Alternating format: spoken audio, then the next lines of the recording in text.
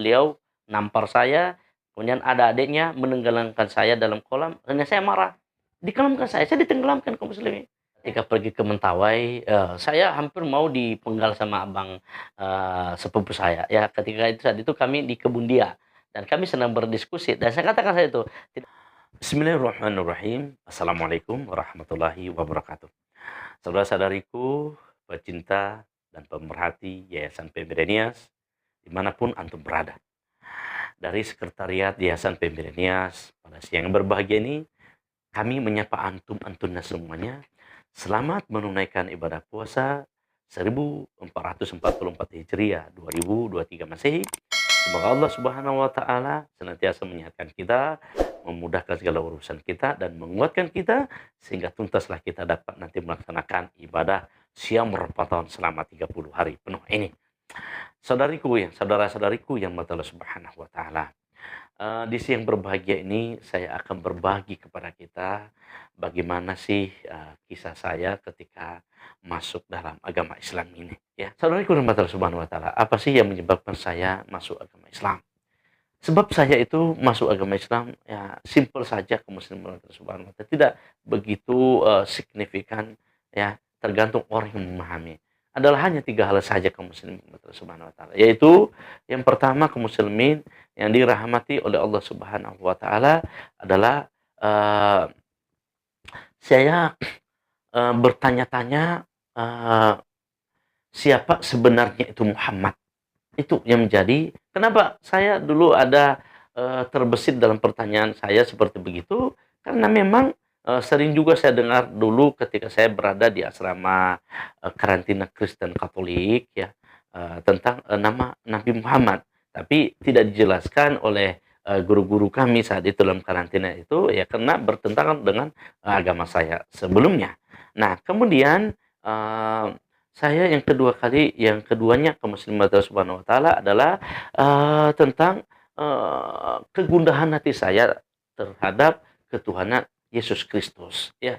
Jadi gundah hati saya, kenapa? Kok ini orang dari manusia tadi tiba-tiba jadi Tuhan? Ya wajar saja dong. Saya sebagai orang yang berakal sehat, ya. Saya sebagai orang yang berpendidikan, ya. Ingin tahu, beranalisa di saat itu, kenapa kok tiba-tiba si Yesus ini tiba-tiba jadi Tuhan, ya. Dan kemudian kaum muslimin yang dirahmati oleh Allah Subhanahu wa taala dan saudara-saudariku yang mendengar channel yang mulia ini, yang ketiga adalah saya bertanya, sebenarnya kenapa orang Islam itu tidak makan babi, ya. Karena dulu ada guru saya, saat itu saya sekolah di SMP Negeri 2 Lelewau, bertepatan dengan di daerah Tegijita, Nias Tengah, dan saat itu ada guru Islam, ya. Ibu itu memakai jilbab yang cukup bagus, cuman nggak bertahan, ya, tidak bertahan karena dia diganggu terus di saat itu, ya. Terganggu dia apa? Terganggunya adalah sering orang bakar-bakar babi di samping rumahnya sehingga terganggu dengan penciumannya, akhirnya dia tidak nyaman dan keluar dari sekolah yang saya mengajar itu. Dia berasal dari kota Gunung Sitoli saat itu.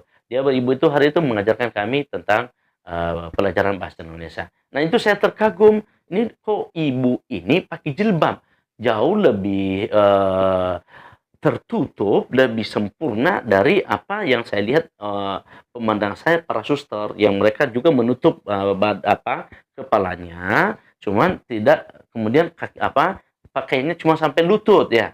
Jadi itu menjadi satu perbedaan satu pertanyaan kepada saya dan menjadikan satu analisis kepada saya, loh kok ini begini pakaian yang satu ini, yang satu di pihak saya kok rasanya kurang benar begitu. Nah, akhirnya kaum muslimin Allah Subhanahu wa taala pun kegundahan hati tersebut berangkat dari hal itu. Nah, saya bersekolah di Kota Medan, ya. Melanjutkan sekolah saya dibawa oleh abang sepupu saya, dan abang sepupu saya itu pernah masuk Islam, lalu dia masuk Kristen lagi. Tapi qadarullah, Allah sudah panggil dia, maksudnya udah meninggal gitu, ya, orangnya, tapi belum kembali tobat pada agama Islam. Naudzubillah, tsumma naudzubillah min dzalik. Nah, ketika saya sampai di Kota Medan, gundahan hati tersebut masih terbawakan, ya. saya ingin tahu siapa Siti Muhammad. Saya ingin tahu kenapa itu Yesus tidak, Yesus kenapa itu tiba-tiba jadi Tuhan. Ketika saya tanya kepada para, pastor pada, katekis saya dahulu itu, guru-guru agama saya, tidak memberikan jawaban yang, memuaskan hati saya, ya. Semuanya dengan menjawab dengan, sifat yang namanya trinitas, ya. Kemudian, sifatnya adalah, bahwa Yesus itu bisa menjadi Tuhan adalah karena memang itu kehendak Tuhan sendiri, ya, karena memang Dia adalah anak Tuhan. Jadi itu menjadi pertanyaan bagi saya sampai saya ikut Medan, kenapa kok seperti begini terus? Jadi artinya saya tidak terima dengan satu pernyataan Trinitas dan menyatakan bahwa Yesus itu adalah anak Tuhan. Padahal dia tadi terlahir dalam keadaan fitrah manusia, kemudian dia adalah seorang nabi, lalu kemudian dia disalib, ya. Dan salibnya itu janggal juga dalam salibnya, ya. Dalam salibnya itu tiba-tiba bangkit dari tempatnya 3 hari. Jadi itu pertanyaan-pertanyaan yang menohok bagi saya sehingga saya akan terus untuk mengembangkan tersebut dan ingin bertanya.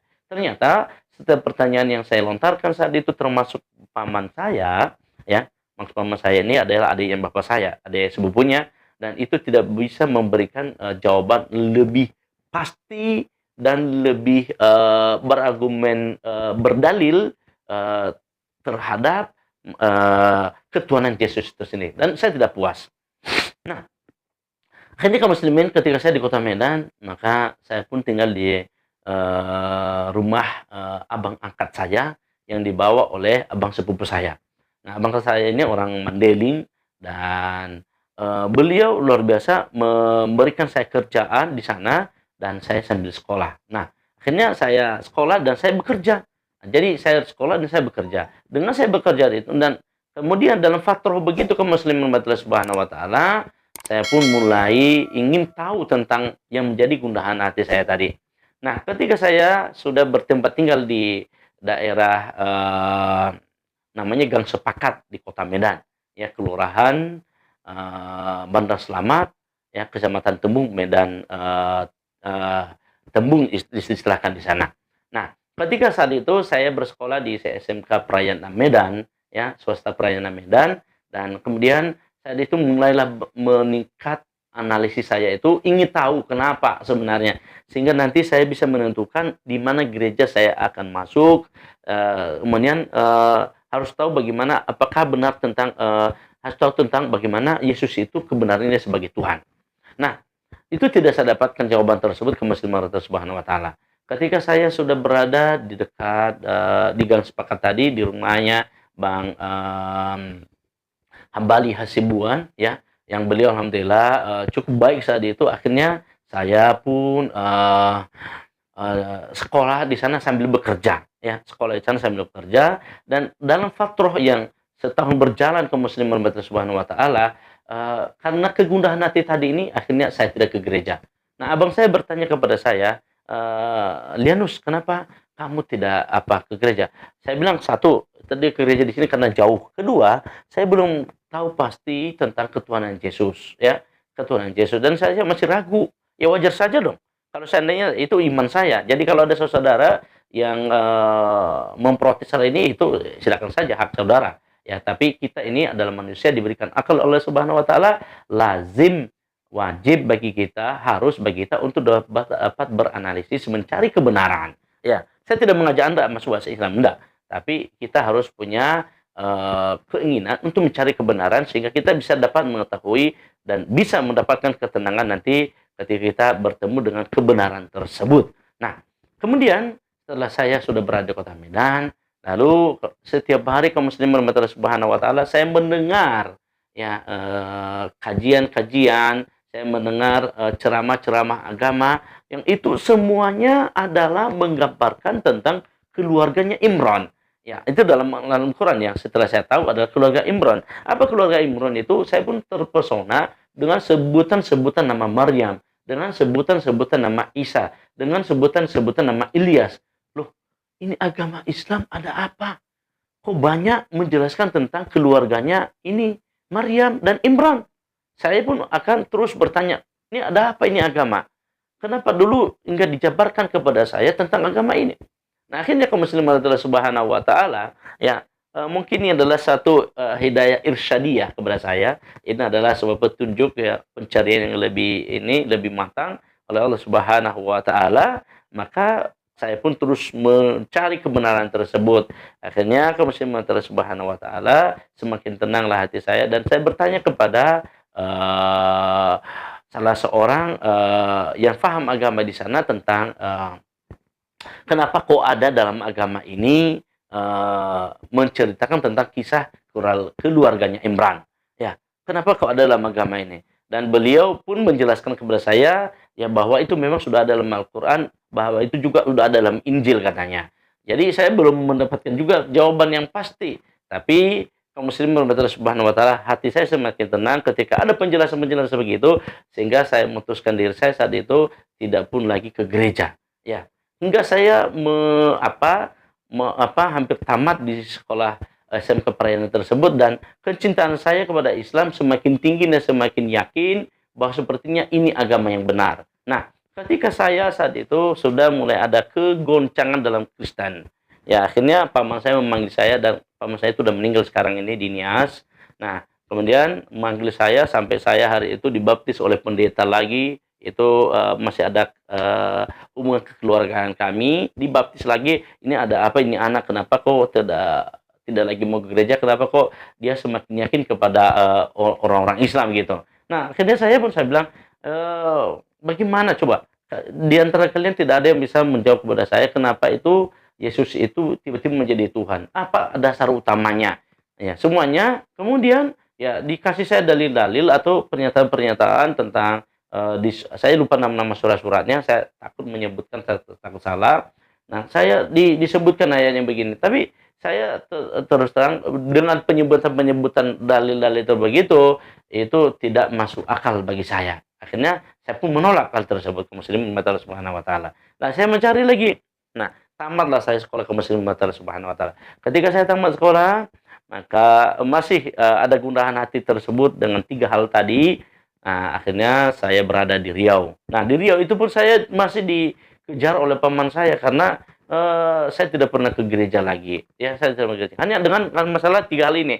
Saya ingin tahu kenapa Yesus tidak tiba-tiba jadi Tuhan, apa alasannya, kemudian kalau seandainya Tuhan, kenapa kok tidak ada yang membela dia, ya saat dia disalib ya, tidak ada yang masa Tuhan nggak membela anaknya, atau tidak masa Tuhan tidak membebaskan dirinya, ya. Kalau seandainya beralasan bahwa Yesus adalah menanggung dosa seluruh manusia, dari mana jalannya? Apa ada ayatnya? Mana buktinya? Seperti begitu. Ya, mana ada kalau seandainya ini dikasih bukti-bukti tentang bahwa Yesus itu adalah, menangguhkan dosa-dosa manusia atau memikul dosa manusia, itu pernyataan Paulus dan itu bukan pernyataan Tuhan, Saudara. Itu bukan pernyataan Tuhan, itu pernyataan Paulus ya. Itu pernyataan Tuhan dan itu kita tidak bisa terima sebagai orang yang beriman kepada Allahu Subhanahu wa taala. Nah, selanjutnya, sahabatku rahmat Allah Subhanahu wa taala, ketika sudah, saya bekerja 2 tahun di PT Indakiat Pulp and Paper, akhirnya saya ya memisahkan diri dari rumah paman saya yang tadinya di rumah paman saya dan saya terus cocoki sama dia, terus terus di ini sama dia agar bisa saya, sadar dan bisa tetap beragama Kristen dan saya tidak. Ya, akhirnya saya mengontrak rumah sendiri, Saudara. Ya. Dalam mengontrak rumah sendiri itu saya terus menganalisis, kenapa sih, masih banyak saudara-saudaraku ini, keluargaku ini, ya, ketika selesai, hari, Natal, kita selesai, tahun baru, kenapa kok pada minum-minum? Kenapa kok bukan pada tobat gitu, ya. Lihat, saudara bisa lihat deh, kalau seandainya udah hari Natal banyak masa minum-minum, kenapa tidak tobat? Kalau Anda membandingkan umpamanya ini, banyak juga loh orang Islam yang minum-minuman, tidak seperti begitu. Tapi banyak pemuka-pemuka agamanya masih meminum anggur, masih meminum tuak ya. Ini tidak baik ya. Ini tidak baik. Maka itu sebagai nalar yang baik, maka saya pun menolak hal tersebut bahwa ini bukan sebuah kesucian. Ya, bukan sebuah kesucian. Padahal tadi dengan diperingatkannya dengan kelahiran Yesus Kristus bahwa itu adalah datang untuk meramaikan manusia, membawa kebaikan-kebaikan. Tapi kok kotori dengan perbuatan-perbuatan yang tidak senonoh seperti begitu. Nah, ini perlu kita analisis bersama-sama saudaraku, ya. Nah, ketika saya sudah mengontrak rumah, maka saya pun, sudah bekerja, sudah tenang, saya sudah punya duit ya, dan kemudian, memang suatu skenario Allah Subhanahu wa taala mendekatkan saya lagi seperti di Kota Medan. Saya itu tinggal dekat rumah Bang Hambali, tapi dekat dengan masjid. Begitu juga dengan ketika saya di Perawang Riau, saya tinggal lagi ngontrak rumah dan dekat dengan masjid. Walhasil itu semuanya saya dengar, semuanya adalah tentang surat Maryam, surat Imran, ya, Ali Imran maksud saya, surat Maryam, surat Imran, semuanya menjelaskan karena di Sumatera itu ada tilawah membaca, dengan terjemahan-terjemahannya. Ya, kemudian saya juga mendengar ceramah-ceramah para ustadz ya, seperti Kota Medan tadi itu saya mendengar ceramah seorang ustadz, yaitu Ustadz Rangkuti, dan dia menjelaskan tentang Nabi Musa dengan lengkap sekali. Dan itu saya tidak pernah mendapatkan itu dalam ketika saya berada di, agama Kristen tentang penjelasan detail. Walaupun saya itu adalah tinggal di sebuah karantina, ya karantina, bimbingan pastoran ya, bimbingan pastoran, dan saya tidak pernah mendapatkan penjelasan detail tentang Nabi Musa alaihi salatu wasallam. Dan itu Islam bisa menjelaskan itu melalui si ustadz tadi saat dia dalam berceramah. Nah, ketika saya sudah tinggal dan menyewa rumah, akhirnya saya saat itu adalah bulan Januari dan saya, semakin dewasa mencapai umur 22 tahun kaum muslimin Allah Subhanahu wa taala, saya pun menyatakan pada diri saya, "Tuhan, saya sudah berumur 22 tahun, saya ingin tenang. Siapa sih sebenarnya yang saya akan sembah? Apakah, Tuhan yang dinyatakan dalam Kristen yaitu Yesus Kristus atau Tuhan yang dinyatakan dalam Islam yaitu diimani oleh Muhammad?" Maka saya pun, bermunajat kepada Tuhan, yaitu berdoa kepada Allah di satu malam. Saya meninggalkan, kebiasaan saya minum khamar, saya meninggalkan kebiasaan saya duduk-duduk di pinggir jalan, saya meninggalkan kebiasaan suka memalak orang. Ya, karena saya dulu juga pernah jadi ketua geng ya, pernah jadi ketua geng, jadi gang, akhirnya bisa sering memalak orang. Nah, akhirnya ini si Lianus Abdul Aziz ini pernah mendalami yang namanya ketua gengan. Jadi, ya kalau ada ketua-ketua geng sekarang ini saya nggak heran ya, seperti begitu. Nah, ketika itu saudara-saudaraku sampai pada puncaknya seminggu saya udah merenung, kemudian satu malam bersama teman-teman, yang suka mabuk-mabukan. Saya bilang sama mereka, "Yuk teman-teman, ini adalah malam tahun baru, eee, yuk kita sama-sama berenung mencari, titik kebaikan kepada Tuhan." Nah, teman-teman ini sama-sama kami, tidur di depan lapangan. Ini tidur depan lapangan sebenarnya, depan lapangan masjid ya. Akhirnya, nah saya berdoa saat itu, saya minta kepada Tuhan, "Ya Tuhan, dengan malam tahun baru yang saat ini, yang ada kami saat ini, ya Tuhan, tolong ya Tuhan, ya, berikan aku petunjuk siapa sih Tuhan yang sebenarnya, aku sembah." Mohon maaf ya, bukan malam tahun baru ya, tapi setelah malam tahun baru, 4 hari setelah malam tahun baru maksud saya. 4 hari setelah malam tahun baru, maka kami masih untuk seperti bersemedi, ya. 4 hari setelah malam tahun baru tersebut, kami masih, mencari kebenaran dan teman-teman saya tidak taubat ya. Mereka masih minum minuman keras, terus suka-suka, biasa anak-anak muda saat ini. Tapi saya putuskan saya harus tinggalkan kemaksiatan dan saya harus mencari Tuhan yang aku sembah. Nah, akhirnya, saudara kepada Allah Subhanahu wa taala, Allah tabaraka wa taala berikan pun saya sebuah petunjuk, yaitu mencenderungkan hati saya memilih agama Islam. Akhirnya saya memilih agama Islam dan itu pun belum selesai. Saya harus bertanya lagi kepada ustadz. Nah, alhamdulillah ustadz yang saya bertanya kepadanya saat itu adalah memang dia mantan, eee, orang-orang narkoba. Dia mantan anak jalanan dan alhamdulillah dia sudah cukup paham dan, dia menjadi, seorang garim dan seorang imam di masjid. Akhirnya dia cukup paham tentang masalah agama Islam. Saya bertanya kepadanya, namanya Suryadi teman saya ini, ya akhirnya menjadi teman akrab saya itu. Nah, saya bilang, saya bilang, tolong jelaskan sama saya, Di, kenapa sih," saya jelaskan sama dia, bagaimana sih tentang Yesus itu di dalam, agama Islam. Maka dia saat itu si Suryadi membuka langsung ayat Al-Qur'an dan menunjukkan kepada saya bahwa, Yesus itu adalah dimuliakan dalam Islam, Yesus itu adalah posisi dia sebagai seorang nabi seperti Nabi Muhammad, dan Yesus itu adalah, masuk dari, bagian keluarga Nabi Muhammad Shallallahu alaihi wasallam ya, karena masih dalam keturunan Nabi Ibrahim alaihi salatu wasallam. Yaitu Nabi Ibrahim memiliki 2 anak, satu Ishak dan satu Ismail. Yang si Ismail adalah memberikan keturunan Nabi Muhammad sallallahu alaihi wasallam dan Ishak memberikan keturunan yaitu Nabi Isa alaihi salatu wassalam. Jadi masih ada garis keturunan sehingga beliau menjelaskan bersama masih ada ini hubungan persaudaraan di antara mereka berdua. Nah, jadi ini dalam Islam adalah memposisikan Nabi Isa adalah sebagai nabi dan dia adalah orang yang dimuliakan juga dalam agama Islam. Nah, kedua, kenapa tidak dimakan babi? Beliau menjelaskan kepada saya karena memang itu dilarang. Bahkan dalam Injil juga ada katanya. Nah, coba kamu baca itu dalam Injil dalam surat Matius katanya. Kemudian kamu baca dalam surat Ulangan, ada dalam surat Ulangan pasal 18 tentang larangan makan babi katanya. Itu ada di sana. Oh gitu ya saya bilang katanya. Oh baik deh saya bilang. Kemudian ya kenapa bagaimana sih itu siapa itu Muhammad sebenarnya saya katakan.